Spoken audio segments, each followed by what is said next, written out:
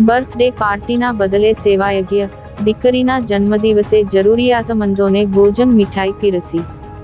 સામાન્ય રીતે ભવ્ય પાર્ટીઓ અને ઝાકઝમાળ વચ્ચે જન્મદિવસ ઉજવવાની પરંપરા છે, ત્યારે સમાજમાં માનવતાનું એક અનોખું ઉદાહરણ જોવા મળ્યું છે। શ્રી શંકર સેવા ચેરિટેબલ ટ્રસ્ટના સહયોગથી આસિફ દિવાંગ દ્વારા પોતાની દીકરી જન્નતના જન્મદિવસની અનોખી અને સરાહનીય રીતે ઉજવણી કરવામાં આવી હતી। આસિફ દિવાને પોતાની દીકરીના જન્મદિવસને સેવા અને પરોપકારની ભાવના સાથે જોડીને જરૂરિયાતમંદ અને ભૂખ્યા લોકોને મીઠાઈ ખવડાવી હતી, જ્યારે અન્ય એક દાતાના સહયોગથી તમામ માટે ભોજનની સુંદર વ્યવસ્થા કરવામાં આવી હતી। આ પ્રસંગે મોટી સંખ્યામાં ગરીબ અને વંચિત લોકોએ ભોજન તેમજ મીઠાઈનો આનંદ લીધો હતો અને પરિવારને આશીર્વાદ પાઠવ્યા હતા।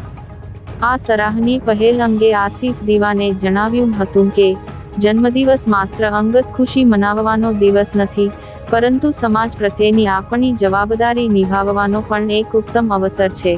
આવા સામાજિક કાર્યો વર્તમાન સમયમાં સમાજ માટે સાચા અર્થમાં પ્રેરણારૂપ બની રહે છે।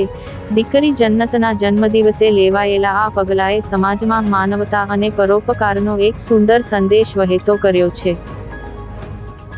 મિત્રો, શ્રી શંકર સેવા ચેરિટેબલ ટ્રસ્ટ દ્વારા આજે ભૂખ્યાને ભોજન ચાલુની સેવા ચાલુ છે।